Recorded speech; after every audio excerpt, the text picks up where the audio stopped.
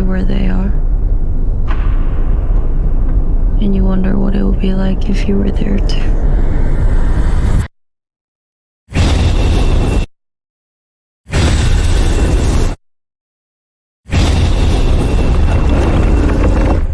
Presence is the new horror movie from Neon, directed by Steven Soderbergh. Written by David Koepp, who wrote the first Jurassic Park and other many famous movies. If you have seen any of the trailers for this movie, it's presented as a horror movie. And that's not entirely true, because this is more of a family drama, with supernatural elements in it. It's about the Payne family, and they are a family of 4. Father Chris, the mother Rebecca, elder brother Tyler, and younger sister Chloe. They move into a new house and suddenly things start to happen. It's a presence there, it's a ghost that is watching them, and we get the movie from the ghost's perspective. So even though it's about this family, it's from the ghost's perspective. And when I watched the trailers for this movie, I thought it looked very interesting and very well made, because it's a unique idea to have this story told from the ghost's perspective. It's a unique storytelling angle, because we have got supernatural horror movies before, many of them, and many are bad and many are in the middle, and some of them are great. But we have never gotten one where we see the point of view of the ghosts. And it's of course handheld, and it's filmed by the director himself, so he's going around these other actors and these characters and being the ghosts in the scenes. So that's the basic concept. And I thought this movie was really terrific. It was really told in a very good way. The script is very well written by David Koepp. And because the movie is filmed in the way it is, it kind of feels like voyeurism. And the way this movie is filmed, it feels like you, the audience, are the ghost. It feels like you are watching this family up close and taking participation in their daily life. And this ghost in the movie, it's not really an evil ghost. It's a ghost that is trying to warn, especially the younger sister, about things that will eventually happen.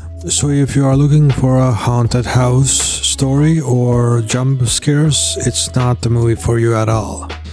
Like I said, it's more of a drama film than a scary movie or a horror movie. It's more a family drama, so you won't get the typical horror elements that usually are in these kind of movies. But I do think the themes in the movie are a horror movie still. What ends up happening in the story is still horrific. And it's hard to explain that without going into spoilers, so I will go into spoilers now, so you have been warned. So the ghost in this movie, it follows mainly the sister Chloe. Her brother, he's apparently alive during this story, but it turns out that the brother is the ghost and he can travel in time. He was alive at one point, but it turned out tragically for him because he was trying to save his sister from a school friend of his that is very popular and had dated 2 girls before that he killed. The school friend turns out to be some kind of crazy serial killer in the making. And he knows the brother and he knows the younger sister. He visits them in the house and he slips in some drugs in their drinks to make them fall asleep. And as he does this, he goes up and visits the sister in the room because they started a romantic relationship earlier in the movie. So he goes up to the sister, he slips some drugs into her drinks, and then we get shown how he killed the other two girls because he's trying to kill her too in the same way. The brother wakes up, notices he's been drugged, and gets up to the sister's room and then attacks the crazy school friend, and they wrestle and they fall out the window and both die. So it is a very tragic movie.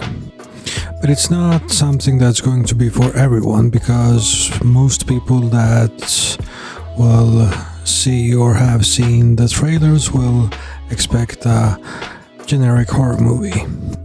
But Steven Soderbergh has made something totally different. It's not a horror movie, it's more emotional, it's experimental. And for me, it's one of the best supernatural horror movies we have got in several years. If you're not used to handheld shots and what it's called shaky cam, then it's not going to be a movie for you if you are sensitive to that. But it is a style that this movie just wouldn't work without. Some of the negatives I have with this movie is that some of the things that happen aren't really fully explained, but I think that was the point. Some things are just intentionally left unexplored. Like, there is a subplot with the mom and dad and their job and work, that something's happening around that, but we don't get to see or hear what it is. But I think that was intentional because we are supposed to be like this ghost. We are seeing everything from the ghost's eyes. So then we just pass by when people are talking about some things, because the ghost is focused on Chloe for the most part. And I would say that one other weak point about the movie is the acting. It's mostly an unknown cast except for Lucy Liu, and she is the best actor in this, even though her performance isn't really standing out either. And this isn't really supposed to be a found footage movie, it's just a movie, so I can't look past the weaker acting from the others. And what I mean is that in Blair Witch, you can really look past the acting because it's presented in a way that it's tapes found for real, and we are just seeing what these people filmed before they disappeared. They are not presented as actors, even if they are presented as real people that disappeared.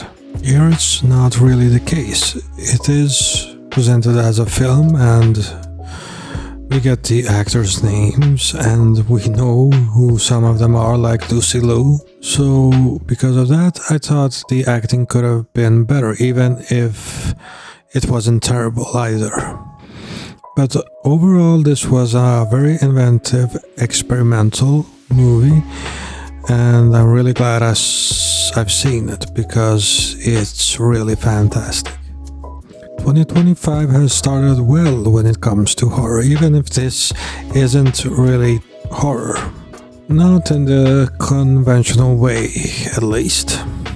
I'm giving Presence an 8 out of 10.